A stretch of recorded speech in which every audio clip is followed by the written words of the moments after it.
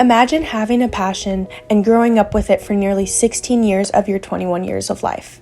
Then one day, that passion of yours is stripped away from you not once, but twice. That nightmare became a reality for Jaci Maze, who only played a few games of collegiate soccer before journeying through 2 ACL injuries. She is still recovering to this day.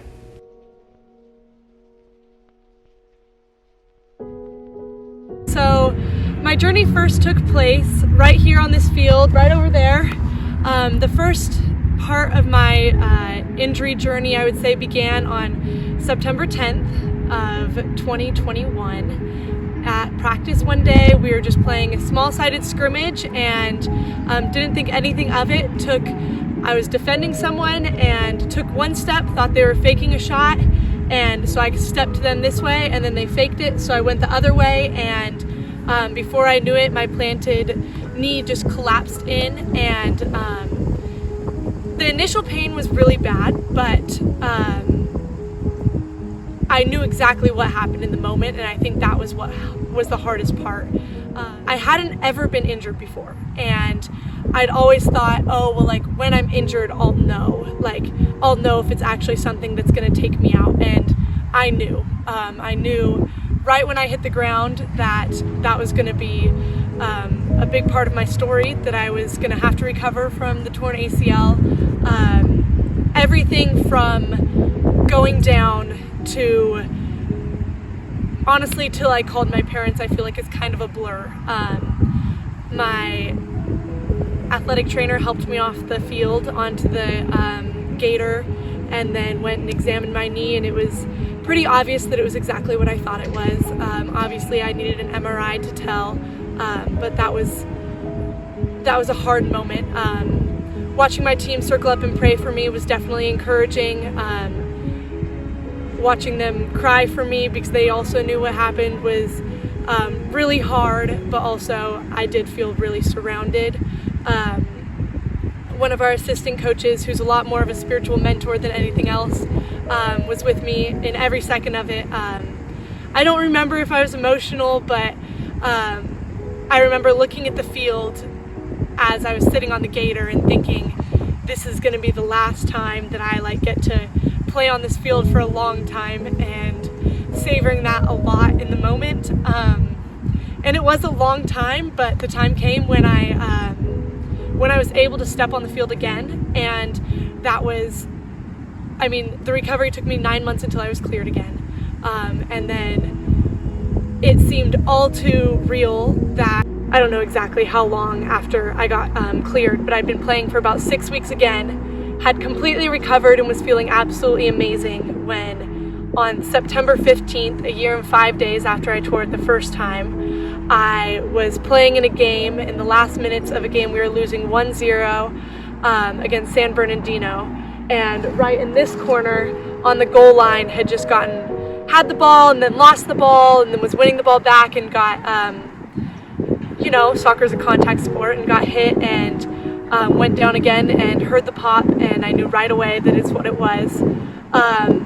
Knowing what it was the second time was a lot harder, but also I felt a lot mentally stronger the second time. I walked off the field despite knowing that my ACL was torn again, and didn't make a scene. A lot of the girls didn't really know. I just went up and sat on the trainer's table and was like, Garrett, I just tore my ACL. He's our athletic trainer, and he was like, are you sure? And I was like, I'm sure, you can check it, but I don't want you to check it yet because that's gonna make it all too real, and watching the last 10 minutes of our game was really hard again.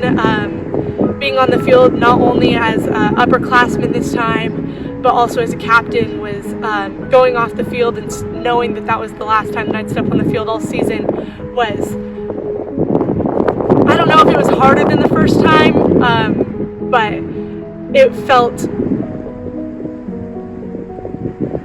felt very confusing. I feel like I didn't see. The first time I was like, okay, well, there's a lot I can learn from this. When it happened the second time, I felt like I was at a loss for thoughts altogether. So the first time I tore my ACL, I think that was the biggest struggle, was how much I felt like I lost about myself. I quickly didn't feel like myself at all. I felt couldn't focus in school at all. I came out here and felt useless. I feel like as an athlete, it's very, very common to put a lot of your worth and a lot of who you are in what you can accomplish and what you do. And even if it's not scoring goals, it's working hard for your team day in and day out. And when I couldn't physically put in that work, I didn't feel like I was worthy of being on the team. I didn't feel like I was a good enough teammate. I didn't feel like I was a good enough roommate or a good enough friend, a good enough daughter in a lot of ways. And that was never, ever because of what people would tell me. But it was simply like what I really thought of myself. And in the recovery process, I think like emotionally I had to deal with that a lot. I had to find a lot of new ways to be fulfilled, because if I went into the recovery every day and was hopeless, it wasn't going to do me any good.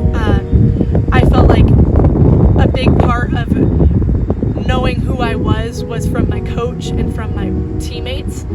My coach reminding me that she still wanted me engaged in practice. She still wanted me to be a leader on the field, vocally and intentionally in the girls' lives. And I feel like I had to learn a lot of new ways to be a good teammate, whether that's shagging balls or getting coffee with girls, or showing girls that they're seen at practice when they're not having a great day. Those were all ways that I had to retrain my brain into what it looks like to be an athlete. To be a part of a team doesn't just mean being in the starting lineup or being in the people that score or the people who get the awards. Being a member of the team is so much more than that. And I think this injury has shown me that and has given me a new appreciation for every single person on my team and for every single person in my life. Mm-hmm.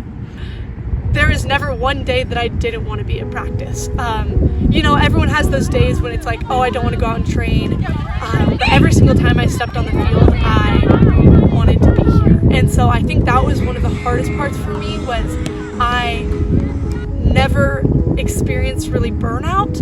And so when I got injured, it was like I felt like I was at one of the peaks of wanting to play the game, So definitely it gave me a new perspective on how much I appreciated it, because I think like I learned that like I need to appreciate every moment like it could be my last.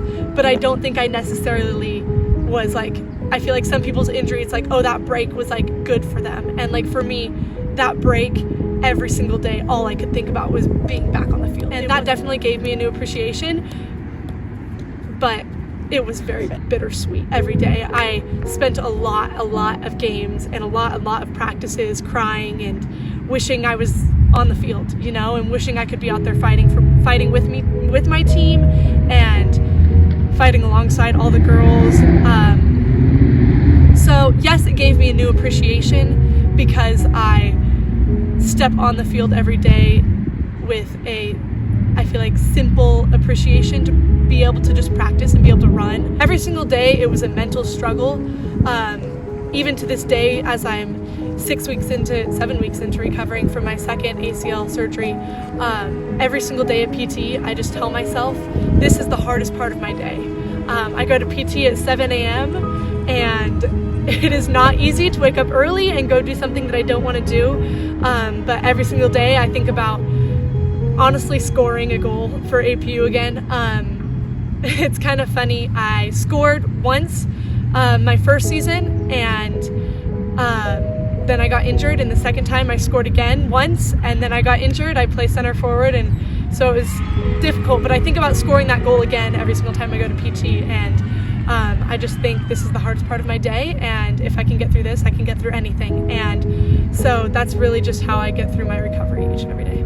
So my mindset going forward from this second injury has been something I've had to find each and every day since I had surgery. The first time it was very obvious to me that I was learning so much about myself outside of soccer. I had so many opportunities of how to grow outside of just the field that I feel like I saw play out. This second time it's felt a little bit like Groundhog's Day, just repeating the same thing, and that has been a lot harder to find motivation in. But I would say my motivation for athletics is something I feel like I was born with. I talked about the minute I tore my ACL in the game. I fell down, and I remember before I even got back up, all I could think was, I'll do it again.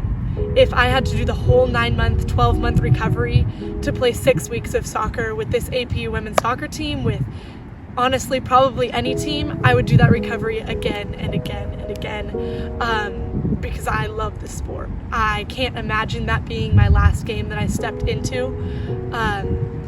So that motivation to play soccer is something that I don't think I'll ever lose. And yeah, from the minute I tore my ACL, I knew that was going to be something that I wanted to do. But I think that as I'm growing throughout the recovery, we were encouraged to write our why for why we play soccer at the beginning of this season.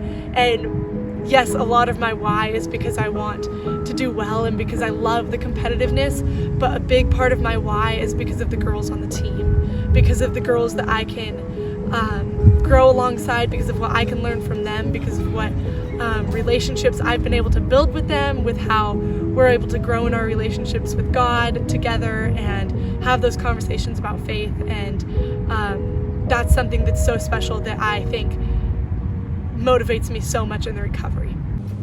Jaci will be cleared to run by the end of the month and be cleared to start conditioning with the team in the new year. She will begin passing the ball, jumping, and starting to cut in March and be able to get in full contact in July. She will resume full practice in the fall and looks forward to being able to play in the next competition season this upcoming fall.